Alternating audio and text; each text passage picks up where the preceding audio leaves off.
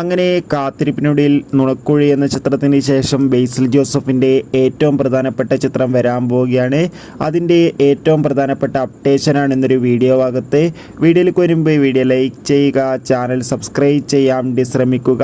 ഈ വരുന്ന August September മാസങ്ങളിൽ ധാരാളം ചിത്രങ്ങൾ OTT റിലീസ് ചെയ്യാൻ പോവുകയാണ്. നമ്മുടെ ചാനൽ ഭാഗം പരിശോധിച്ചാൽ നിങ്ങൾക്ക് കാണാൻ വേണ്ടി സാധിക്കുന്നതായിരിക്കും. എല്ലാ സിനിമാ പ്രേമികളും ഒരേപോലെയാണ് ബേസിൽ ജോസഫിൻ്റെ ഓരോ ചിത്രങ്ങളുടെയും അപ്ഡേഷൻ അറിയാൻ വേണ്ടി കാത്തിരിക്കുന്നത്. അങ്ങനെ ബേസിൽ ജോസഫ് നായകനായിട്ട് പുതിയൊരു ചിത്രം വരാൻ പോവുകയാണ്.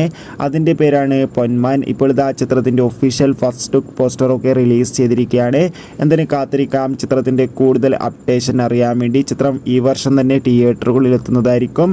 എത്ര പേരാണ് പൊന്മാൻ എന്ന ചിത്രത്തിൻ്റെ റിലീസിന് വേണ്ടി കാത്തിരിക്കുന്നത്? തീർച്ചയായും കമൻറ്റ് ബോക്സിൽ രേഖപ്പെടുത്തുക. ഈ വരുന്ന ഓഗസ്റ്റ് സെപ്റ്റംബർ മാസം ധാരാളം ചിത്രങ്ങൾ OTT റിലീസ് ചെയ്യുന്നു. ചാനൽ പരിശോധിച്ചാൽ കാണാം.